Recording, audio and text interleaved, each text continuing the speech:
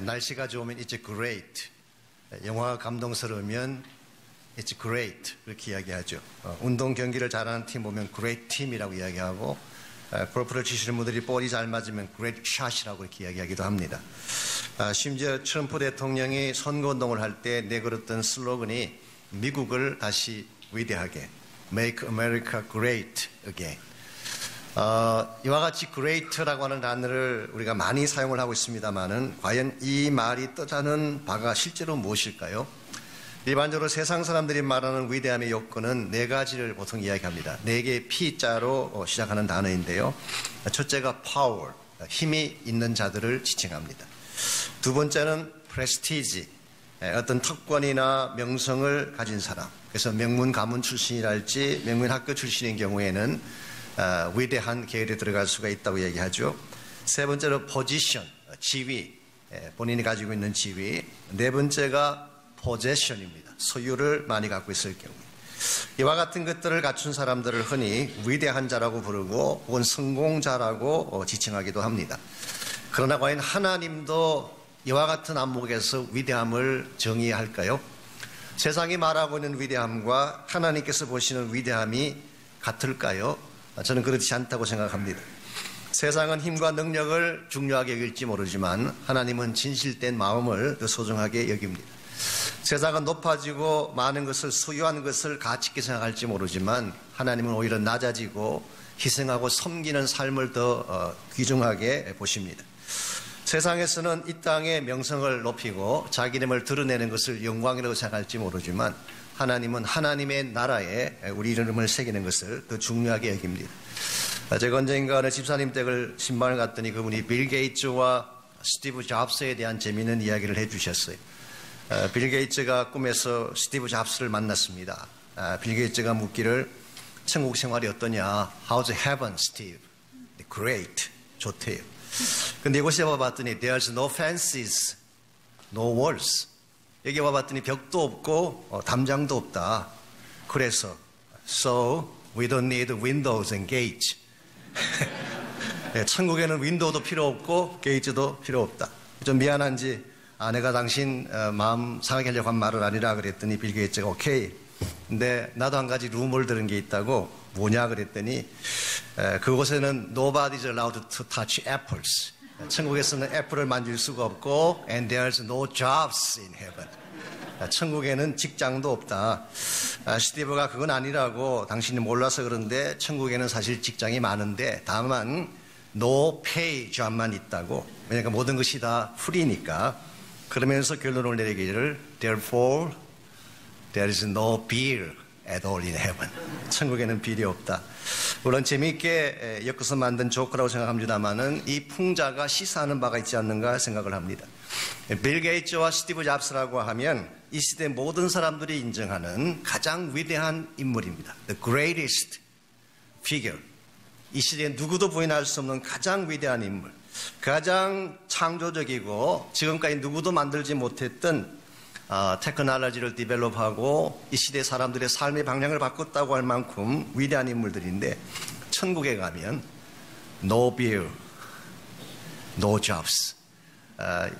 오늘 이 땅에서 쌓게 되는 이 명성이라고 하는 것과 천국에서의 명성은 다를 수 있다고 하는 것을 우리에게 잘 보여주고 있습니다. 오늘 많은 사람들은 이 땅에서의 영광이 전부라고 생각을 하지만 아닙니다. 천국에서의 영광이 훨씬 더 값지고 훨씬 더 소중한 것입니다. 그러므로 참으로 지혜로운 사람은 이 땅의 성공을 추적하고 그게 모든 것을 거는 사람이 아니라 하나님께서 인정하실 만한 바른 차원의 성공, 하나님께서 인정하시는 바른 위대함이 무엇인지를 잘 알고 하나님의 뜻을 향해 살아가는 것입니다. 성경에 의하면 모든 위대함의 키는 하나님입니다.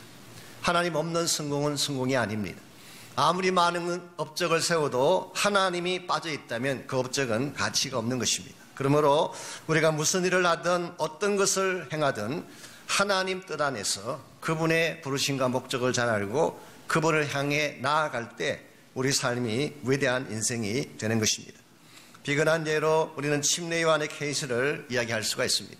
아신 대로 그가 가진 게 뭐가 있었나요? 아무것도 없었습니다. 집도 없고 입을 옷도 마땅치가 않았어요.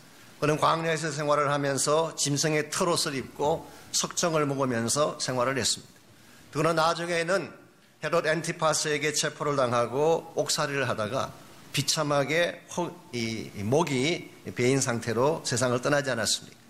이와 같이 가진 것도 없고 비참하게 최후를 맞이했음에도 불구하고 예수님은 이 사람을 어떻게 평가했는지 아십니까? 누가복음 7장 28절 말씀에 하면은 여자가 낳은 자 중에 요한보다 큰 자가 없다고 했어요. No one is greater than John. 아무것도 가지지 못한 요한, 어떠한 소유도 자랑할 것이 없었던 요한, 처참하고 비참할 정도로 살아갔던 요한인데 왜 예수님께서는 여자가 낳은 자 중에 요한보다 더 위대한 자가 없다고 말씀하셨을까요? 이유는 딱 한 가지입니다. 요한이 메시아의 오실 길을 예비했기 때문입니다. 요한은 부름받고 하나님의 목적을 위해 평생 쓰임받고 세상을 떠났기 때문에 세상 사람들은 그를 어떻게 평가할지 모르지만 하나님은 요한의 생애를 위대하다고 평가하시고 그분을 천국 이름에 새기고 기억하시는 것입니다. 이런 면에서 우리 모두가 추구해야 될 위대함은 하나님을 향한 위대함입니다. 그러므로 하나님이 기뻐하시고 인정하시는 위대함은 과연 어떤 것인가? 이것을 우리가 잘 깨닫고 그러한 삶을 추구할 때 우리 삶 가운데 맺어지는 열매가 영원하고 값진 열매가 될 것입니다. 오늘 같이 봉독한 본문에 보시면은 소위 말하는 위대하다고 일컬어지던 세 명의 왕이 오늘 본문에 소개가 되고 있습니다. 지난주에 이어서 두 번째 묵시를 오늘 본문이 소개하고 있는데요. 특별히 1절과 2절을 보시면은 이 묵시를 받은 시각과 장소를 먼저 다니엘이 소개하고 있습니다. 나 다니엘에게 처음에 나타난 환상 후 벨사살 왕 제3년에 다시 한 환상이 나타나리라. 내가 환상을 보았는데 내가 그것을 볼 때에 내 몸은 엘람 지방 수산성에 있었고 내가 환상을 보기는 원래 강변에서니라. 여기에 환상을 보았던 즉 묵시를 받았던 시점이 표현되어 있죠. 벨사살 왕 제3년이라고 했습니다. 연도로 따지면 한 주전 550년경이라고 할 수가 있습니다. 일반적으로 묵시문학에는 기록 연대가 나오지 않습니다. 묵시문학 자체가 사실은 애매한 또 신비로운 것이기 때문에 날짜를 밝히지 않는 것이 통례입니다만은 오늘 본문에서는 일부러 날짜를 명세했어요. 이유가 무엇일까요? 오늘 이 묵시의 역사성을 강조하기 위함입니다. 뿐만 아니라 장소까지 밝혔습니다. 몸은 엘람 지방에 있는데 엘람 지방이 오늘날의 이란 지역을 말합니다. 그래서 이란의 조상이 페르시아 제국이에요. 지금도 그들은 페르시아 제국의 영광을 꿈꾸고 있죠. 몸은 엘람 지방 수산성에 있었는데 페르시아의 수도 중에 하나입니다. 환상을 본 것은 얼레 강변에서 보았다. 이 얼레라는 이 강은 수산성에서 한 20마일 떨어진 지역에 있는 큰 강을 말합니다. 다니엘이 몸은 이쪽에 있는데 환상은 다른 곳에서 보는. 이와 같은 모든 것들이 종합적으로 무엇을 우리에게 말씀하고 있는 것일까요? 묵시는 장소와 시간을 초월한다는 사실을 보여줍니다. 하나님께서 우리에게 보여주시는 묵시 혹은 계시라고 하는 것은 시 공간을 초월해서 시대에 상관없이 어느 시대 어느 장소를 다 넘어서서 우리에게 주어지는 것이기 때문에 이렇게 성경 말씀을 볼 때에 이 사실을 잘 알고 성경을 보셔야지 성경의 메시지를 바르게 붙들 수가 있습니다. 오늘 본문에는 특별히 역사상 큰 이름을 남겼던 세 명의 왕이 등장하는데 제가 가능한 한 좀 쉽게 세 명을 먼저 정리를 해드리고 그리고 오늘 본문의 내용을 적용하려고 합니다. 첫 번째 왕이 3절과 4절에 나오는 왕인데 역사적으로 사이러스 2세를 말합니다. 이 사이러스 2세 이것을 오늘 본문에서는 순양이라고 표현을 했고 두 뿔이 달려있다. 여기 두 뿔이라고 하는 것은 페르시아 제국이 원래 메대와 바사라고 하는 두 나라가 합쳐진 것 아닙니까? 나중에 등장한 바사 제국의 왕인 사이러스가 메대 제국을 합병시킴으로 시작된 것이 페르시아 제국이었습니다. 원래 이 사이러스라는 이름은 본래 이름은 키로스입니다. 헬라식으로 표현을 하면 키로스인데 성경에서는 고레스라고 그렇게 표기를 했고 영어식 발음으로 사이러스 2세라고 말합니다.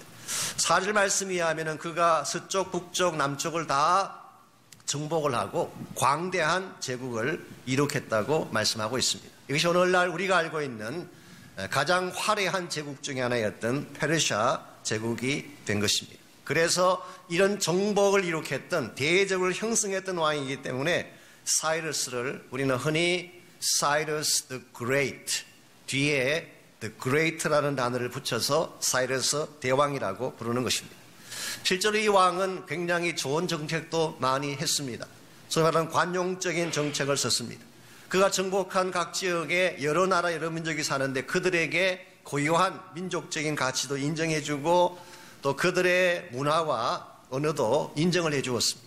그래서 우리가 아는 것처럼 유대 민족이 바벨론의 포로로 끌려가 있었지만 이 고레스가 왕이 되면서 칙령을 내려서 에딕을 발행해서 모든 유대인들을 본국으로 돌아가도록 허락을 해주었습니다. 그래서 본국으로 약 5만여 명이 돌아와서 성전 건축을 한 것을 에스라서가 우리에게 기록해주고 있습니다.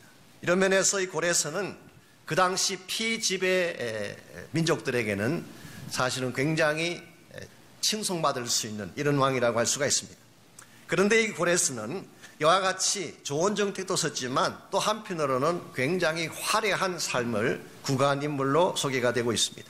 왕궁을 4개나 지었어요. 그래서 오늘 본문에 나오는 수산궁이라고 하는 것은 그 왕궁 중에 하나인데 겨울철에 가서 머무는 왕궁. 그래서 봄, 여름, 가을, 겨울 4개의 왕궁을 지어놓고 그 왕궁 사이를 왕래하는 길을 닦았는데 그 길이가 2,400km라고 합니다. 100개의 숙소가 중간중간에 있고 1만 명의 황실 친위대가 있었어. 이들은 불사조라고 불리워집니다. 한 명이 죽으면 즉각도 보존하기 때문에 1만 명이 항상 존재하는 불사조와 같은 친위대를 거느리고 있는 사람. 우리 그의 왕궁에는 정말 진귀한 보석들로 장식이 되어 있고 수많은 미녀들이 살고 있고 향수가 있고 진귀한 음식들이 가득 넘쳐나. 그래서 여기서 나온 유명한 영어 단어가 하나 있습니다. Paradise라고 하는 단어가 여기서 나온 것입니다. 이 Paradise, 나골이라고 하는 이 단어가 원래 의미는 페르시아의 정원이라는 뜻입니다. 페르시아의 정원. 그러면 이와 같이 정말 화려하고 5만 가지를 갖추고 있는 진귀하고 화려하고 향락이 넘치는 장소. 이게 바로 페르시아의 왕궁이고 그게 패러다이스가 된 것입니다. 오늘날도 이슬람권에 있는 사람들은 이 패러다이스를 꿈꿔요. 어떻게 하면 패러다이스에 갈 수가 있느냐? 이 패러다이스에 가면은 먹고 싶은 건 마음대로 먹을 수 있고 뭐 종류나무가 있고 오아시스가 있고 뭐 12명의 부인이 있고 이 대목은 좀 이해가 안 갑니다만은 와이프가 12 있는 게 왜 패러다이스인지 모르겠지만 한 번 모시기도 쉽지 않은데 하여튼 anyway 너무너무 많은 것이 갖춰진 곳이기 때문에 어떻게 하면 패러다이스에 갈 수 있느냐? 순교를 하면 된다. 그래서 그들이 폭탄을 짊어지고 자살하는 것입니다. 이와 같은 것이 패러다이스예요. 여러분 생각에 이와 같은 화려함, 찬란한 영광, 세상적인 부유함이 진정한 차원의 greatness일까요? 두 번째 소개되는 왕이 알렉산더입니다. 이 알렉산더도 우리 모두는 알렉산더 the Great라고 그렇게 부릅니다. 여기에도 위대함이라는 단어를 붙여주는데요. 5절에서 7절까지를 보시면은 이 알렉산더의 행적이 나옵니다. 순염소라고 표현이 되어 있습니다. 그리고 현저한 뿔을 가지고 있는 prominent horn을 가지고 있는 이것은 알렉산더의 탁월성을 우리에게 강조하는 것입니다. 이 순염소에 해당하는 알렉산더가 바로 숫양이라고 표현했던 페르사 제국을 정복을 하고 거기서 멈추지 아니하고 이 동쪽에 있는 인도까지 점령을 하고 남쪽으로는 이집트를 점령을 하고 온 유럽을 다 점령을 했어요. 그것도 나이 20세에 자기 아버지가 암살당하면서 20세에 왕에 오르게 되는데 나이 20세에 왕에 오른 후에 불과 13년 만에 온 세계를 정복했던 인물이 알렉산더였어요. 그래서 그 이름을 알렉산더 the Great. 그래서 336년, 주전 336년에 왕이 되고 그가 세상을 떠난 것이 323년인데 33살의 나이로 세상을 떠날 때까지 그런 엄청난 제국을 정복한 인물이 됐습니다. 근데 한 가지 아쉬운 것은 알렉산더는 33살의 젊은 나이에 바벨론에서 열병에 걸려서 그는 세상을 떠나고 맙니다. 역사가 플루타르크가 기록한 영웅전에 보게 되면 알렉산더가 죽기 14일 전까지 밤낮으로 술을 마셨다고 기록이 되어 있어요. 지금 몸에는 열병이 찾아와서 그게 장티푸스인지 피버인지 뭔지 모르지만 열병이 찾아와서 온몸이 상하고 고름이 터지고 있는데 그는 밤낮으로 술을 마시다가 결국 마지막에 비참한 모습으로 세상을 떠났어요. 그리고 대다수의 많은 사람들이 제시하는 바에 하면은 그는 동성애자였을 가능성이 많다고 하고 아니면 바이섹수얼, 이것이 알렉산더였습니다. 그래서인지 모르지만 그는 죽는 순간까지 자식이 없었어요. 그가 죽은 후에 아들이 태어납니다. 그게 자기의 유일한 아들. 우리는 그것을 알렉산더 사시라고 부릅니다마는 그러나 이 아들과 그의 부인마저도 자기 부하 손에 처참하게 세상을 떠나게 됩니다. 여러분, 이와 같은 인생을 위대하다고 말할 수 있을까요? 온 땅을 다 정복했지만, 온 세상을 다 내 손 안에 잡았지만 막상 자신은 빈손 들고 고독하게 처참하게 세상을 떠난 이런 인생을 great라고 부를 수가 있을까요?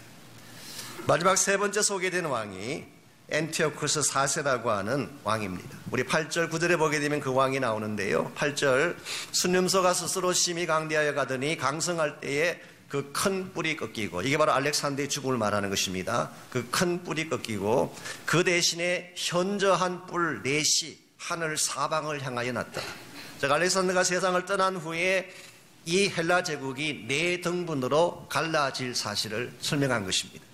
실제로 역사를 보면은 알렉산더의 네 장군이 한 지역씩을 맡아서 나라를 다스리게 되고, 그 중에서 두 개의 나라가 이스라엘 민족과 관련이 있습니다. 팔레스타인을 지배했던 나라들이기 때문에, 하나가 남쪽에 있는 톨레미 왕조라고 하는 이집트 지역에 있던 왕조이고, 또 하나가 북쪽에 있는 시리아 왕조가 셀루시드 왕조, 셀루크스라고 하는 장군이 세운 나라죠.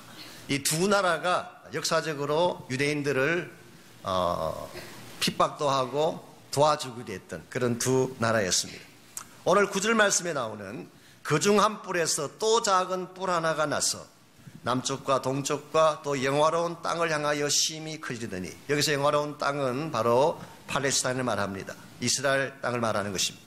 자, 여기에서 나오는 작은 뿔 하나, 한 뿔에서 나온 작은 뿔 하나가 무엇인가? 여기 한 뿔이 네 개의 뿔 중에서 하나인 셀루시드 왕조를 말하는 것이고, 셀루시드 왕조에서 등장할 여덟 번째 왕이 엔티오쿠스 4세였습니다. 여기에 대해서 제가 다음 주에 조금 더 자세하게 제가 말씀을 드리려고 합니다.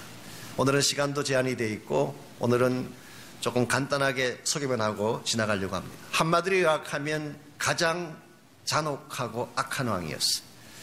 성전을 회파시켰던 왕이었습니다. 유대인들을 환란 속에 몰아넣고 처참하게 처형시켰던 가장 잔인한 왕이 바로 엔티오쿠스 4세였습니다. 사실 엔티오쿠스 4세는 인간적인 차원에서는 능력이 있는 왕이었어요. 남쪽에 있는 톨레미 제국을 제압을 하고 팔레스타인을 지배했기 때문에, 그리고 수많은 사람들을 강압할 정도의 힘을 가지고 있었기 때문에, 그래서 이 사람의 별명이 에피파네스예요. 문자적으로 에피파네스를 번역하면 God manifested, 하나님이, 신이 직접 현현한 것이라고 말할 정도로 굉장한 파워를 가졌던 왕. maybe 세상의 관점에서는 위대하다고 말할지 모르지만 하나님을 대적하고 사람들을 파멸에 넣었던 이러한 왕을 great, 위대하다고 말할 수가 있을까요? 오늘 이 말씀 속에서 우리는 세상적인 차원에서의 위대함, 그것은 바로 파워를 가지고 있고 명예를 가지고 있고 프레스티지, 그리고 왕이라는 포지션을 가지고 있고, 그리고 수많은 땅과 재물을 가진 포지션, 이와 같은 것들을 소유한 인물들이 이 세 왕이었기 때문에 세상적인 차원에서는 maybe 위대하다고 말할 수 있을지 모르겠습니다. 그러나 하나님의 차원에서는 이들의 삶은 아무 가치가 없었어요. 여기에 우리 모두가 선택해야 될 중요한 선택이 있습니다. 과연 세상이 우리에게 소개하고 있는 이와 같은 위대함을 추구할 것인가? 혹은 하나님께서 여러분과 저를 위해 준비하신 참된 차원의 위대함을 향해 나아갈 것인가? 어느 쪽을 결정하느냐에 따라서 여러분 삶의 내용이 달라지고 열매가 달라질 것입니다. 우리가 진실로 예수님을 만나고 그리스도의 제자로 사는 자들이라고 말을 한다면 우리는 세상적 위대함이 아닌 하나님의 위대함을 추구해야 될 것입니다. 그러므로 어떻게 할 때, 아니면 하나님이 위대하게 여기시는 위대함의 요소가 무엇인지, 오늘 본문을 통해서 한번 같이 정리하고 말씀을 내주려고 합니다. 먼저 하나님께서 카운트하시는 위대함의 첫 번째 요소는 관계성입니다. 이 관계성으로부터 위대함이 시작되는 것입니다. 하나님에게 땅을 정복했다는 사실은 별로 중요하지 않아요. 오늘 여기 나오는 알렉산더가 온 땅을 정복했지만 그것은 하나님께 아무런 임프레스 받지도 않아요. 하나님에게는 우리가 가진 능력이나 소유나 지위가 아무 의미가 없어요. 하나님이 진짜 성하게 되는 것은 하나님과 우리와의 관계성입니다. 더 정확하게 표현하면 하나님의 관계가 형성되는 순간부터 진정한 차원의 위대함이 시작되는 것입니다. 오늘 본문에 소개된 페르시아 왕과 다니엘을 한번 비교해 보십시오. 외형상 누가 더 화려한 자인지. 당연히 페르시아 왕이 훨씬 더 화려합니다. 화려한 집에 살고 있고 화려한 옷을 입고 다니고 화려한 보석으로 치장을 하고 화려한 음식을 먹고 살았기 때문에 누가 보아도 페르시아 왕을 더 위대하다고 표현할 것입니다. 그 반면에 다니엘의 삶을 보면은 그는 이국 땅에 포로로 끌려와 살았던 사람이었어요. 인간적으로 아무런 백도 없고 배경도 없었어요. 하나님의 특별한 은총으로 총리라는 자리까지 올라가긴 했지만 여러분 성경 어디를 찾아봐도 그가 총리가 되었기 때문에 잘 먹고 누리고 잘 살았다는 기록이 없습니다. 오히려 반대예요. 그가 총리가 되었기 때문에 음해를 받고 사자굴이라고 하는 밑바닥까지 떨어졌던 이런 존재가 다니엘이었습니다. 페르시아 제국의 왕과 비교하면 초라하게 거지없는, 빈약하게 거지없는 것이 다니엘이지만 그러나 한 가지 페르시아 왕이 가지지 못한, 그러나 다니엘은 가지고 있는 굉장히 중요한 축복이 하나 있었습니다. 그게 뭘까요? 다니엘은 매일 하나님을 만났어요.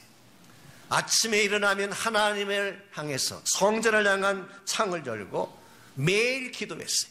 하루에 3번씩 예루살렘을 향해서 기도하는 중에 다니엘은 하나님을 깊이 만나고 하나님의 음성을 듣고, 비록 그의 삶 자체는 가장 힘들고 어려운 역사의 터널을 통과하고 있지만 그러나 하나님을 만나는 중에 하나님의 음성을 듣고 하나님의 꿈을 꾸었던 다니엘.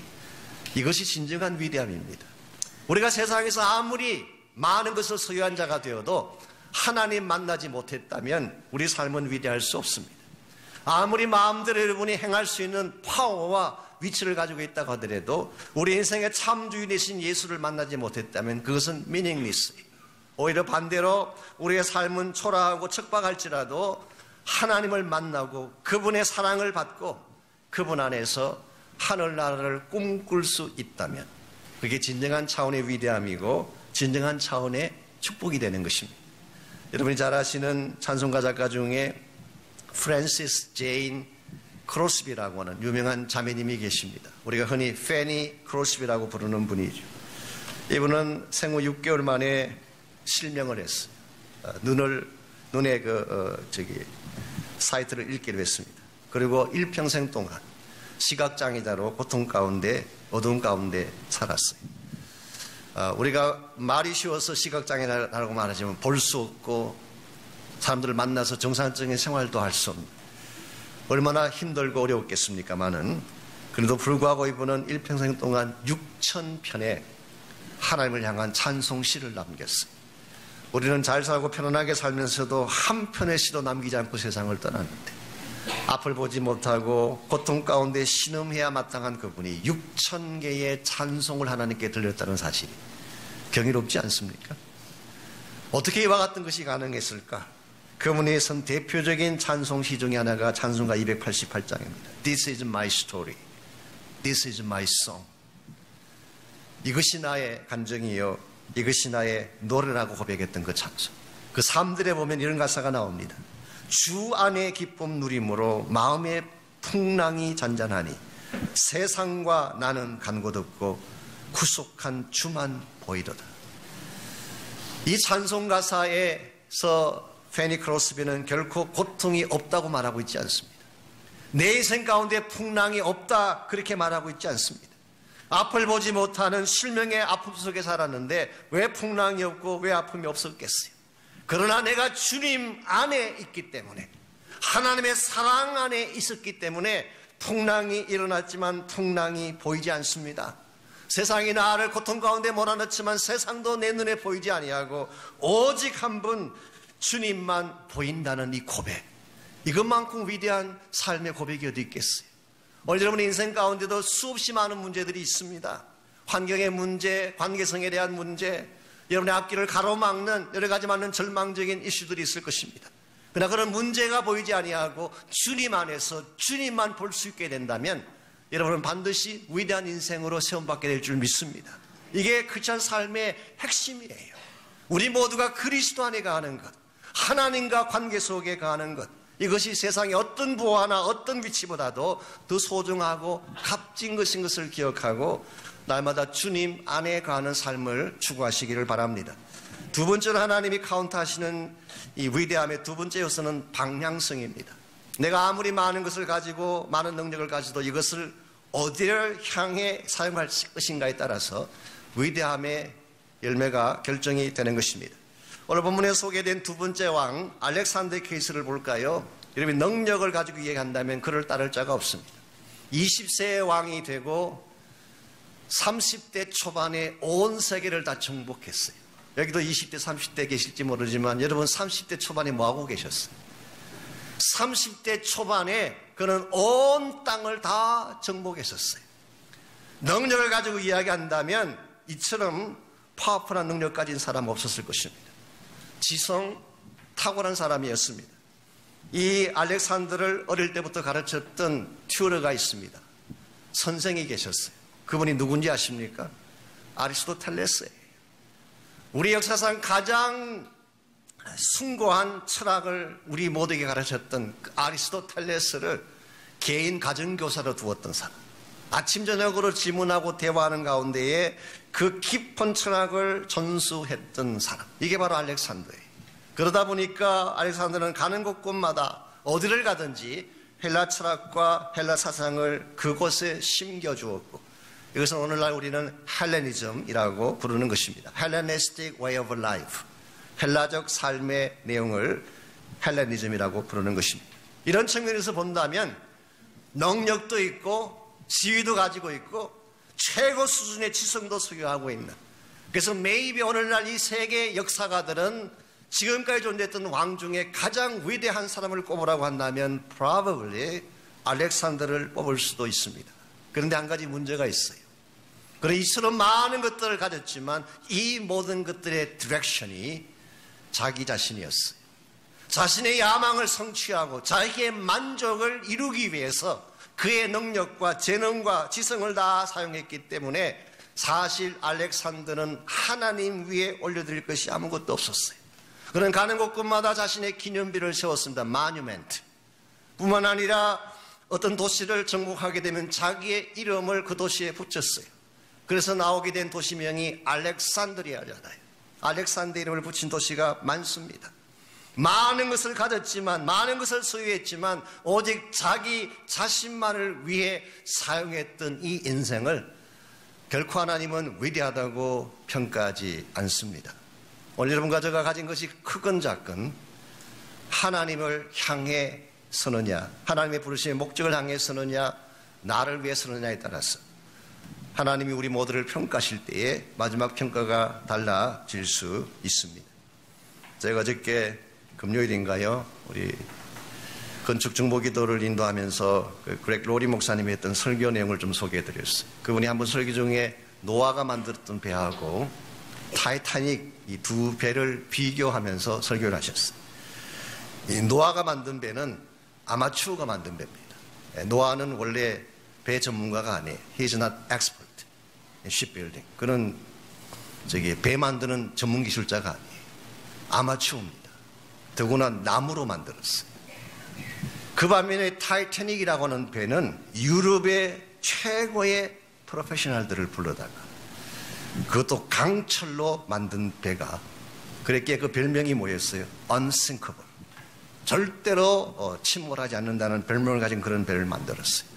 그랬는데 아마추어가 만들었던 노아의 배는 40일 동안 온 땅이 물이 덮이고 홍수가 그렇게 몰아치는데도 끄떡없이 있었어요. 그런데 프로가 만들었던 타이타닉 배는 빙산 하나에 부딪혀서 깨어졌어. 그것도 제일 첫 번째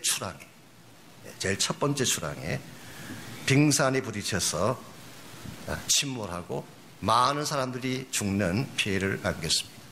이유가 뭘까요? 노아의 배는 처음부터 목적이 to save life, 생명을 구원하기 위해서 만든 배예요. 노아는 자신의 무엇을 성취하기 위한 것이 아니라 물속에 빠져 침몰하여 죽어가는 수많은 자들의 생명을 구원하기 위한 구원의 방주를 만들었기 때문에 이것은 침몰할 수가 없습니다.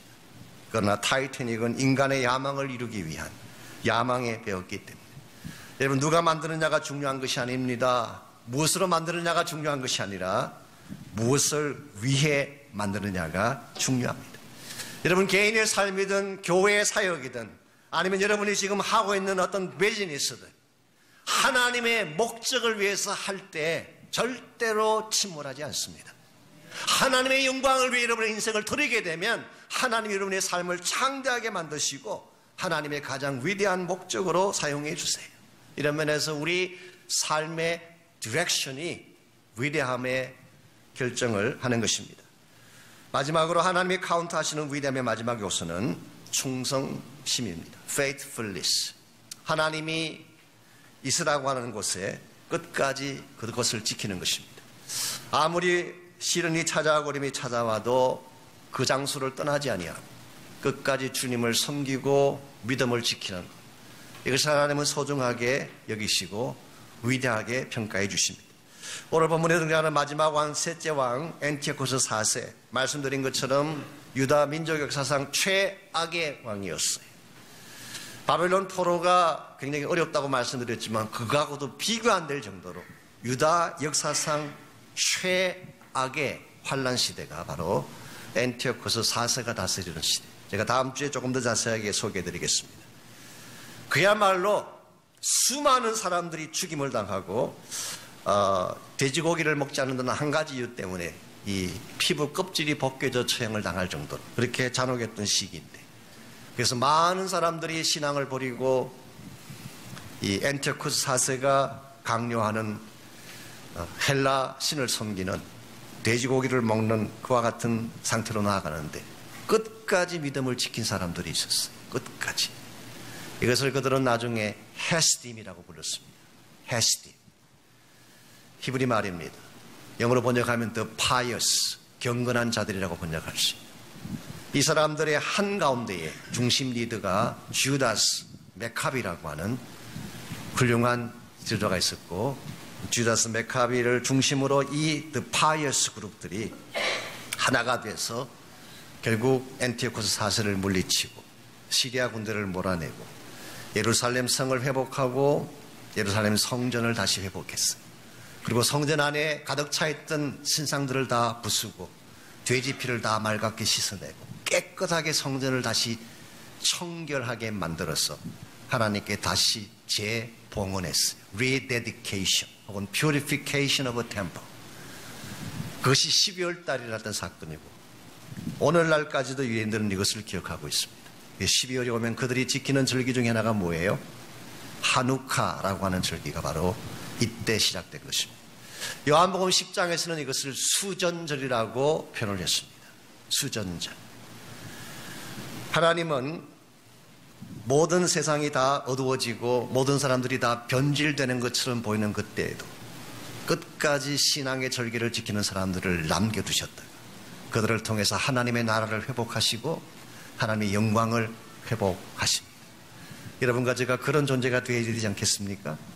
세상이 흘러간다고 함께 떠내려가고 세상이 이 세속적인 위대함을 추구한다고 진리도 버리고 말씀도 버리고 내 마음속에 있는 순결함도 포기한 채 그렇게 끌려가는 생을 산다면 우리는 결코 하나님 앞에 서는 날 위대하다고 하는 그 명칭을 들을 수가 없을 것입니다. 그러므로 힘들지라도 어려울지라도 주님 한 분 바라보시고 그분의 사랑과 그분의 은혜 안에서 참 목적을 향해 하늘나라라는 참 목적을 향해 신앙의 절기를 지키고 여러분의 거룩함의 그 삶을 지키고 주의 영광 위에 달려가셔서 주 앞에 서는 그날 우리 모두가 잘했다, 훌륭하다, great 라고 하는 칭찬받을 수 있는 우리 모두가 될 수 있기를 바랍니다.